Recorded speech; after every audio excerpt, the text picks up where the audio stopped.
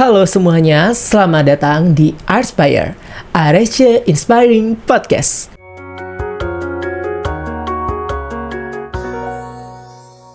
Selamat pagi, siang, sore, atau malam dimanapun teman-teman semua berada.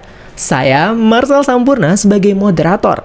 Senang sekali rasanya bisa ketemu lagi nih bareng teman-teman dan menyapa teman-teman semua sekalian sharing-sharing lagi di ARSC Inspiring Podcast ini. Podcast yang mengupas tuntas inovasi, pengalaman, dan perjalanan inspiratif dari para narasumber yang keren banget pastinya.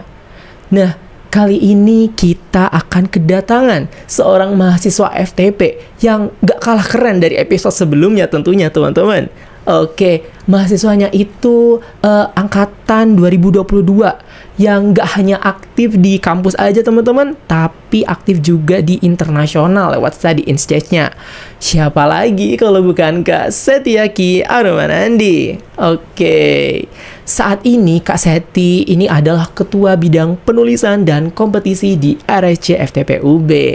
Oke Kak Seti, apa kabar hari ini Kak Seti? Halo Marcel, kabar baik, alhamdulillah. Alhamdulillah kalau sehat, seneng denger ya Kak di sini. Terima kasih banyak Kak Seti udah meluangkan waktunya di sela-sela kesibukan ini Kak. Makasih banget udah hadir Kak.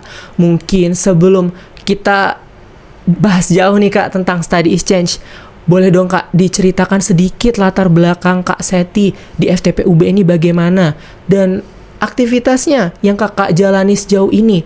Itu boleh dong Kak sharing-sharing ke kita dulu Kak. Oke, ya halo semua. Mungkin perkenalkan lagi ya, nama aku Setiaki Anumanandi. Teman-temanku biasanya manggilnya Seti aja, biar gampang gitu. Dan aku merupakan mahasiswa semester 7 saat ini di program studi Teknik Pertanian dan Biosistem. Lebih tepatnya di Departemen Teknik Biosistem begitu. Dulu aku masuk ke sini tuh lewat jalur SBMPTN kalau di zamanku. Kalau sekarang namanya SNBT mungkin ya. Okay. Jadi lewat jalur UTBK. Begitu kalau dari zamanku dulu. Karena emang dulu aku merupakan anak SMK dulu. Jadi dulu tuh aku anak SMK Pertanian. Dan sebagian anak SMK, misalkan mau lanjut ke studi sarjana itu susah kalau misalkan lewat jalur selain UTBK gitu. Makanya dulu meskipun aku daftarnya kemana-mana, diterimanya ya di sini gitu, dengan UTBK begitu. Dan kalau untuk aktivitas sendiri, sebenarnya ada banyak. Banyak banget. Tapi ada 3 yang menurutku paling berkesan. Yang pertama itu adalah PIMNAS. Aku dulu ke PIMNAS tuh sempat 2 kali. Yang pertama di tahun 2023 dan yang kedua tuh di tahun 2024. Jadi back to back gitu. Meskipun sejujurnya yang paling berkesan ya tahun 2024 sih, karena dapat medali. Oke, medali PIMNAS menang tuh Kak. Ya, ada 3 bronze medal. Alhamdulillah. Itu mengapa? Karena itu paling berkesan. Terus selain itu ada masalah student exchange juga. Waktu aku semester 4 itu aku sempat student exchange juga ke Malaysia, lebih tepatnya ke University Putra Malaysia. Itu kalau di sini mungkin ya kayak IPB kali ya, karena memang University Malaysia atau yang biasanya disebut sebagai UPM ini, mereka emang lebih fokusnya ke pertanian gitu. Meskipun juga ada program studi lainnya, tapi mereka lebih jagonya itu di pertanian begitu. Itu untuk student exchange. Dan yang terakhir yang paling berkesan itu adalah ketika aku magang di BRIN waktu aku semester 5 menuju semester 6 begitu. Oke teman-teman, keren banget tadi 3 pengalaman Kak Seti itu, bahkan tadi baru 3 teman-teman. Tadi katanya ada banyak ya Kak Seti, tapi karena terlalu banyak udah 3 aja cukup ya teman-teman. Oke, sebelum kita lanjut nih, kalau kan tadi udah Marcel singgung nih Kak, kalau Kak Seti itu adalah ketua bidang penulisan dan kompetisi di ARSC FTP UB. Oke Kak, dari sekian banyak lembaga di FTP UB nih Kak, yang banyak jenisnya, beragam jenisnya, itu kenapa Kak Seti memilihnya dengan memilih ARSC nih Kak sebagai tempat berkembangnya Kak? Apakah ada motivasi khusus di balik keputusan Kakak ini sampai akhirnya bisa keren dan udah berada di titik ini nih Kak? Oke, jadi ceritanya panjang sebenarnya. Oke. Dulu waktu aku pertama kali dapat pengumuman bahwasanya aku keterima di sini di UB, tepatnya di FTP ini, aku langsung kayak searching gitu, kira-kira ada apa aja sih. Waktu itu kan aku belum paham kalau ada di sini namanya ada UKM, LKM dan lain sebagainya. Jadi aku searching itu kayak ekstrakurikuler FTP UB gitu, aku carinya begitu. Dan pada waktu itu ya muncullah beberapa list organisasi di sini itu kan ada BEM, ada RSC, ada AS dan lain sebagainya gitu. Nah tujuanku, mataku tuh langsung tertuju pada RSC karena namanya adalah Agritech Research and Study Club. Wah aku banget nih gitu kan. Penelitian-penelitian gitu ya. Iya, langsung kira kayak wah aku banget nih gitu kan. Karena memang dari dulu waktu aku SMK kan aku magang itu di lembaga penelitian, dan semenjak di sana itu aku semacam ya kayak jatuh cinta lah dengan penelitian gitu kan, dan semenjak itu memutuskan untuk bercita-cita menjadi peneliti begitu. Dan waktu itu juga salah satu alasan aku kuliah BTW, karena dulu waktu SMK tuh aku sempat berpikir nggak mau kuliah gitu sebenarnya gitu. Dan begitu waktu keterima di UB, di FTP lebih tepatnya, langsung cari kayak semacam apa ekstrakurikulernya apa aja, dan ketemu ada yang namanya Agritech Research and Study Club. Wah, aku banget nih gitu kan. Akhirnya langsung sudah, bahkan dari sebelum hari pertama aku masuk FTP pun aku sudah memutuskan buat masuk RSC begitu. Dan meskipun sebenarnya ini ya, waktu masuk itu sempat agak tertarik sama yang lain gitu. Waktu itu ada satu UKM lain yang menarik perhatianku, yaitu menuju itu fokusnya mereka lebih ke robotics. Kebetulan aku juga suka robotics dan juga AI itu memang bidangku di sana. Tapi pada waktu itu aku berpikirnya apa yang aku pelajari di UKM itu bisa aku pelajari sendiri. Sedangkan di RSC, apa yang aku bisa pelajari di RSC itu nggak bisa aku pelajari sendiri. Makanya pada waktu itu aku memutuskan buat masuk RSC, dan sampai sekarang itu juga udah hampir 3 tahun gitu ceritanya. Oke teman-teman, itu inspiratif banget ya teman-teman. Oke Kak, kita langsung aja nih Kak lanjut ke pertanyaan selanjutnya nih Kak. Tentang study exchange kita kali ini Kak. Di sini kami ini penasaran banget nih Kak tentang pengalaman Kak Seti dalam study exchange-nya tadi tuh Kak. Kalau nggak salah di UPM ya Kak tadi ya Kak? Betul sekali. Universitas Putra Malaysia. Mungkin boleh tuh Kak diceritain gimana tuh Kak awalnya kok bisa dapat kesempatan study exchange gitu. Oke, jadi ini sebenarnya nggak sekeren itu sih ceritanya sih. Karena waktu itu, jadi pada suatu hari, waktu aku semester 4, aku lupa bulan apa, tapi itu hari Selasa, aku masih ingat banget. Itu hari Selasa, yaitu on a random Tuesday, aku lagi mau kelas siang, itu jam 1 siang, aku masih ingat banget, kelasnya jam 1:30. Waktu itu aku udah standby di kelas, udah masuk di kelas, udah duduk di kursi favoritku pada waktu itu.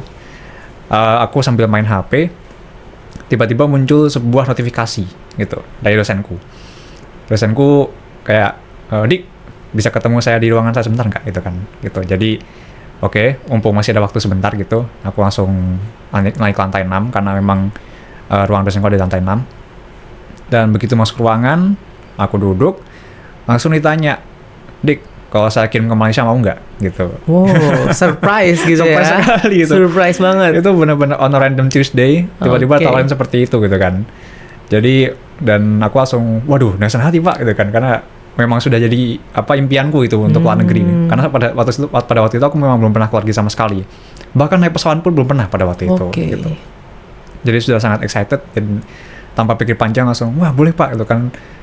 Itu bahkan aku belum mendengar kalau aku bakal dibiayai full pada waktu itu. Aku udah saking semangatnya itu ya Kak. Udah saking semangatnya, baru denger ditawarin nanti kamu saya kirim ke Malaysia, wah udah sangat senang sekali gitu. Padahal waktu itu belum dikasih tahu kalau misalkan kesana tuh juga dibiayai gitu. Barulah setelah aku bilang ya, dijelaskan kalau nanti kamu berangkat tanggal segini sampai tanggal segini, terus nanti kamu di sana juga bakal dibiayai itu. Nanti kamu berangkatnya ke sana juga bakal sama manusia ini gitu kan, manusia ini gitu, sama orang ini begitu.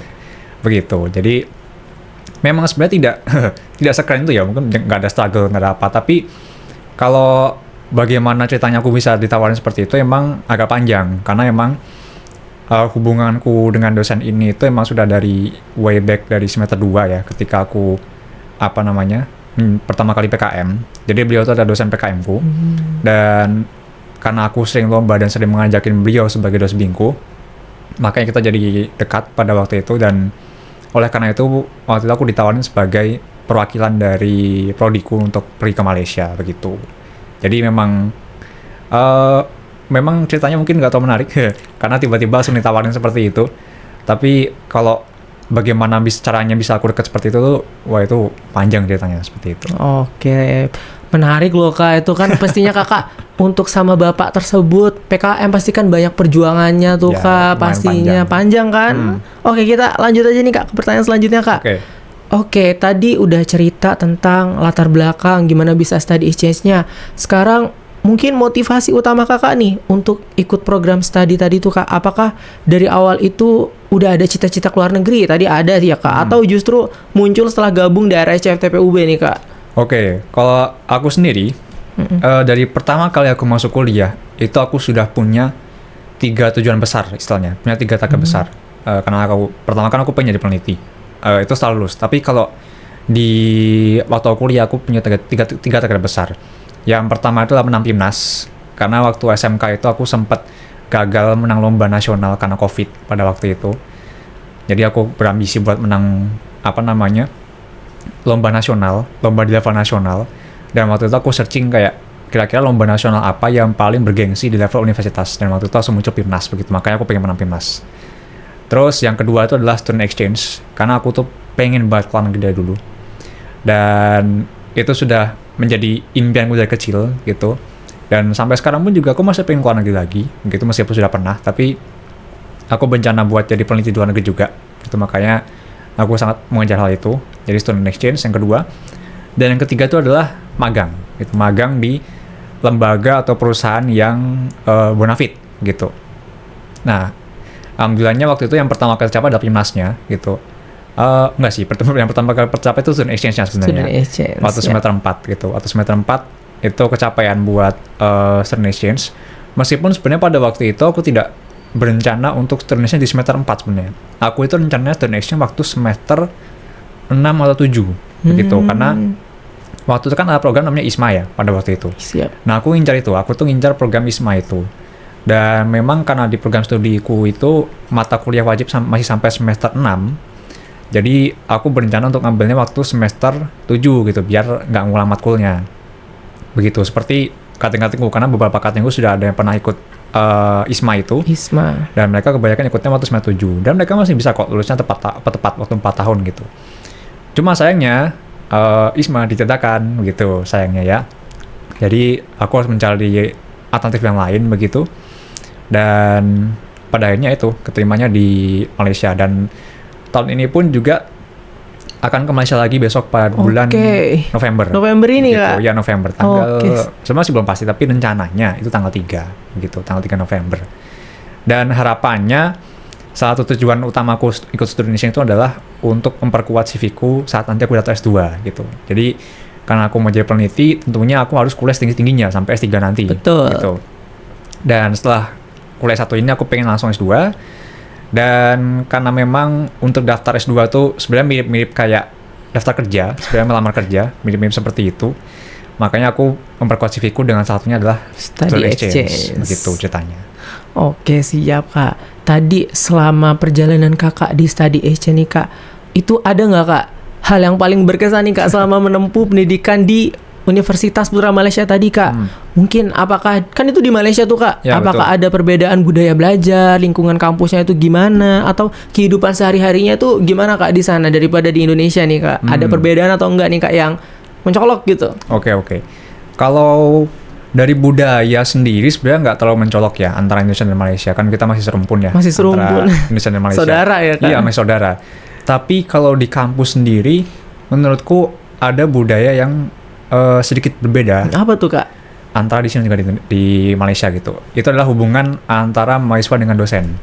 Kalau aku perhatikan di sana itu hubungan antara mahasiswa dengan dosen itu lebih luas lah istilahnya lah. Mirip kayak di negara-negara barat gitu. Kayak waktu itu pernah aku sama teman-temanku di sana itu ya nongkrong sama dosenku gitu di malam-malam gitu kan, di kantin kampus itu bisa kalau di sana. Sedangkan kalau di sini kan mungkin agak nggak terbayang ya nongkrong sama dosen malam-malam di kantin kampus itu kan agak nggak terbayang ya kalau di sini. Betul. Gitu. Meskipun mungkin bisa aja tergantung dosennya seperti apa gitu kan. Cuma kalau di sana hal itu cukup normal. Oh, cukup normal. Jadi cukup normal. Mahasiswa sama dosen tuh malah udah kayak temen gitu tuh. Iya, Gimana tuh Kak? Iya, lebih akrab lah gitu. Oke, siap. Lebih akrab gitu. Bahkan waktu kita berhubungan lewat WhatsApp sekalipun itu kalau menurut aku pribadi nggak sekaku dengan di Indonesia gitu. Kalau di Indonesia kan strict se-Indonesia ya, harus bener-bener. ini itu. Ya, betul seperti itu kalau di Malaysia. Meskipun lagi-lagi juga tergantung dengan dosennya ya. Karena kalau di Malaysia kalau misalkan masih belum terlalu kenal dengan dosennya itu memang malah lebih kaku lagi daripada Indonesia gitu loh. Kalau di Indonesia kan misalkan belum kenal itu kan boleh ya menghubungi lewat WhatsApp ya, masih boleh gitu. Masih oke-oke aja. Sedangkan kalau di Malaysia misalkan belum kenal itu menghubungi lewat email. Gitu. Jadi misalkan mau konsultasi apa-apa, mau misalkan janjian dan sebagainya, ngumpulin tugas dan sebagainya itu lewat email biasanya. Kalau misalkan belum terlalu dekat. Tapi kalau udah deket ya itu tadi bisa sampai nongkrong malam-malam gitu kan di kantin kampus seperti itu.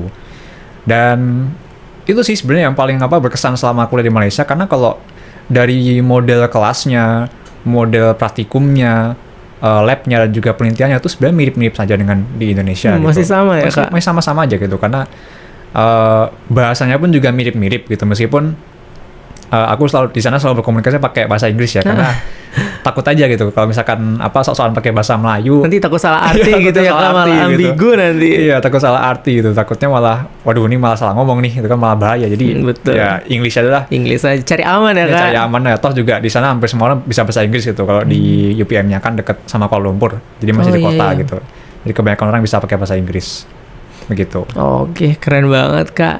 Selanjutnya Kak, tadi udah pengalaman paling berkesan, pastinya nggak luput nggak sih Kak sama tantangan-tantangan atau cobaan-cobaan hidup tuh Kak pasti di sana tuh Kak.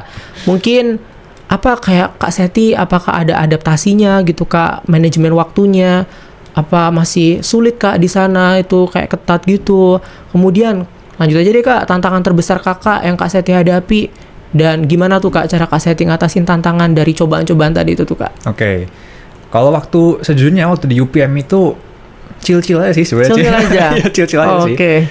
Kalau dari UPM-nya chill-chill aja. Tapi pada waktu semester 4, aku itu lagi megang banyak kegiatan. Beberapa di antaranya itu aku ngasprak 3 mata kuliah. Dan aku waktu itu seminggu tuh ngasprak 11 kali waktu semester 4 itu, termasuk weekend. Jadi weekend aku hampir nggak ada libur kalau waktu semester 4 itu. Belum juga lomba, belum juga praktikum ada 4 waktu itu waktu semester 4. Jadi lapar ada banyak. Ada 4 terus ngasprak juga gitu Kak. 3 gitu kan. Terus apalagi waktu PKM juga udah jalan pada waktu itu. Dan waktu itu aku di Malaysia tuh selain aku student exchange, aku lagi nyambi lomba juga di Malaysia itu. Tapi bukan di UPM-nya, di University Malaysia Perlis itu di perbatasan antara Malaysia dengan Thailand pada waktu itu. Oke. Nah, tantangannya yaitu karena aku lagi banyak kegiatan, apalagi sebagai aspek dan juga mahasiswa aktif juga di sana. Meskipun aku dispen ya, tapi aku masih harus ngerjain tugas dari kuliah gitu kan. Bahkan waktu itu aku baru aja mendarat di Kuala Lumpur, aku ngabarin dosenku kalau pada hari itu aku dispen gitu. Ya dosenku masih mewajibkan aku untuk menjalankan tugas gitu kan. Meskipun deadline-nya perpanjang gitu. Bahkan waktu itu karena aku asprak dan aku tidak mau menumpuk beban kerjaku untuk mengoreksi laprak pada waktu itu. Beberapa laprak bahkan aku bawa ke Malaysia waktu itu untuk aku koreksi di sana. Dikoreksi di sana? Iya, itu dikembaliin lagi apa enggak itu Kak? Dikembaliin gitu. Aku bawa ke Malaysia tuh. Jadi ke Malaysia bukannya bawa pakaian atau malah bawa laprak. Aduh. Pada waktu itu.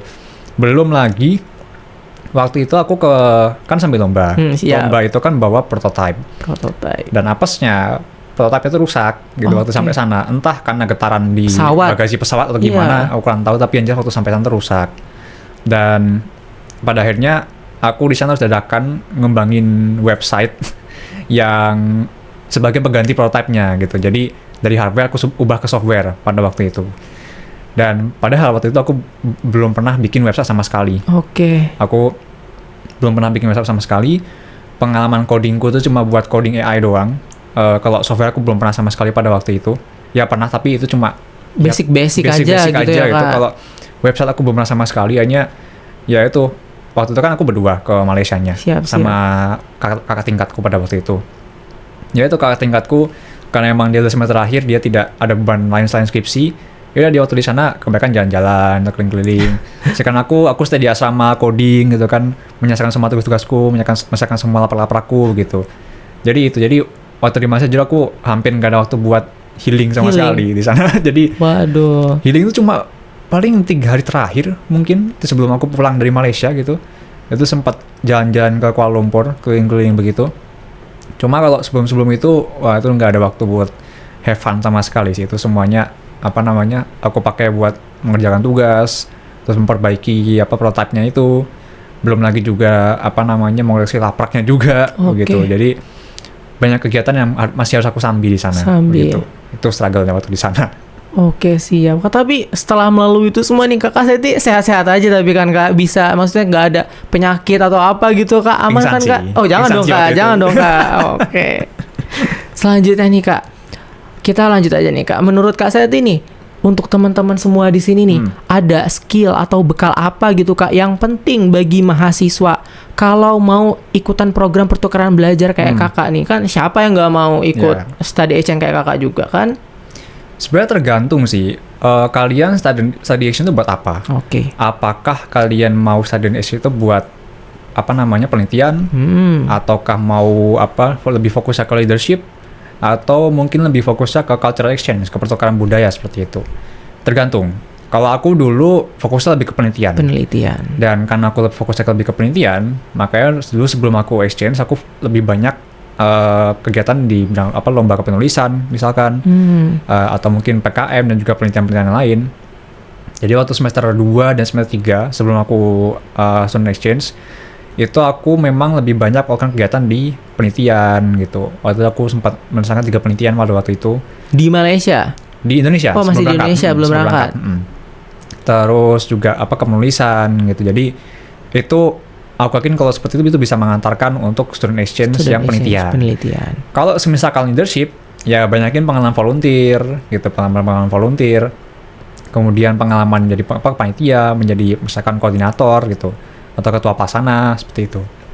Sedangkan kalau untuk yang pertukaran budaya, itu juga mirip-mirip sebenarnya lebih ke pengalaman panitia, volunteer dan lain sebagainya gitu. Itu akan sangat membantu jika teman-teman sekalian ingin mencari opportunity student exchange yang lebih ke pertukaran budaya dan juga leadership. Begitu. Sedangkan kalau penelitian mungkin agak ada segmennya sendiri. Oke, siap. Dan jangan lupa dekati dosen gitu. Karena dosen itu jujur adalah sumber informasi nggak sih Kak? Informasi paling terpercaya lah. Terkadang ada beberapa informasi exchange yang nggak di-share kemana-mana gitu, bahkan nggak ke sosmed, cuma dari mulut ke mulut aja. Gitu. Dan biasanya yang itu ada dosen. Gitu. Karena memang sebenarnya kalau aku perhatikan ya, struggle mahasiswa yang mencari pengalaman untuk student exchange itu bukan masalah mereka nggak punya pengalaman atau bagaimana. Mereka semua punya pengalaman. Yang mereka kurang punya itu adalah informasi. Gitu. Karena memang kebanyakan informasi student exchange itu nggak di-share di mana-mana gitu. Ya beberapa ada yang di-share gitu, tapi yang di-share tuh pasti sayangnya banyak gitu, banyak banget sayangannya. Apalagi kalau yang ke negara-negara maju, misalkan Jepang, mungkin kalau di Eropa ada Belanda atau misalkan, atau ke US gitu, itu berat saingannya gitu. Berat ya Kak. Dan untuk mengurangi saingannya itu mencari-cari informasi yang ada dari mulut ke mulut, bisa lewat dosen atau lewat kolega-koleganya seperti itu. Oke, itu kalau misalnya yang kayak gitu pasti saingannya ya agak berkurang gitu. Iya, berkurang. Saingannya ya mungkin ya cuma anak-anak beliau aja. Iya, begitu. Tapi kadang mahasiswa baru itu tuh kayak malu untuk bertanya, malu untuk gitu. nanya, kayak kemauannya tuh kurang gitu Kak. Mungkin ini pelajaran buat teman-teman ya. Jadi kalau di kelas tuh ya deketin dosen, jangan malu-malu untuk nanya nggak sih Kak? Sering-sering aja gitu. Tanya, malah dosen itu terbuka nggak sih Kak? Iya, betul. Tuh, oke, bisa ya teman-teman. Oke Kak, kita lanjut nih Kak pertanyaan selanjutnya nih Kak. Oke, kalau dari sisi akademiknya Kak Seti nih, manfaat yang dirasakan Kak Seti setelah ikut student exchange tadi tuh Kak, apakah membuka peluang riset, jejaring internasional, atau perspektif baru di bidang Kakak saat ini gitu Kak? Wah, jelas banyak ya. Ini opportunity yang kebuka. Waktu itu sebenarnya meskipun aku cuma sebentar di Malaysia, itu aku bisa konversi SKS dari sana. Konversi SKS, ya. Lumayan tuh. Iya, dari Kapoldiku itu meminta laporan di sana untuk dikonversi ke SKS gitu. Aku lupa waktu itu 10 atau berapa SKS. 10 SKS. Kalau nggak salah kurang lebih seperti itu. Selain itu juga karena waktu aku di sana itu aku ketemu dengan dosen yang memang bidangnya plek-ketipek sama aku. Alhamdulillah. Bidangnya itu di penginderaan jauh, di pemetaan begitu. Aku bidangnya juga di sana.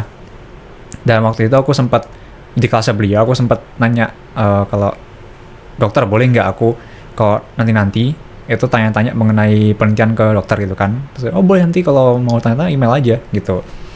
Dan pada akhirnya itu mengantarkan aku ke exchange yang tahun ini, yang November itu. Yang November gitu. ini. Ya. Oh, oke. Jadi memang kapan hari itu aku ditawarin lagi sama dosenku kalau mau ke Malaysia, dan waktu itu perlu dosbing di sana gitu kan, dan karena aku udah kenal sama Dosen yang itu ini.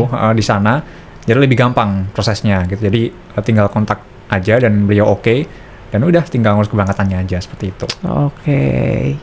Selanjutnya nih Kak, nggak kerasa udah pertanyaan terakhir aja nih Kak. Cepet juga ya. Cepet banget ya, nggak kerasa ya. Aduh, nggak kerasa padahal udah cukup lama ya Iya. Kak.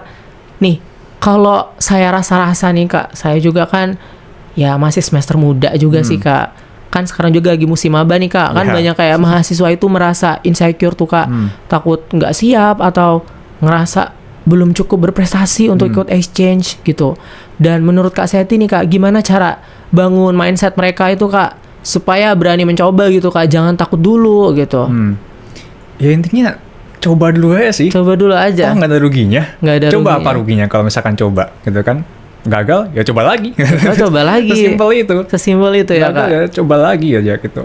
Ya yang jelas ketika kalian itu sudah mencoba, kalian itu sudah 10 langkah lebih depan dibandingkan teman-teman kalian yang lain yang nggak mencoba. Oke. Gitu.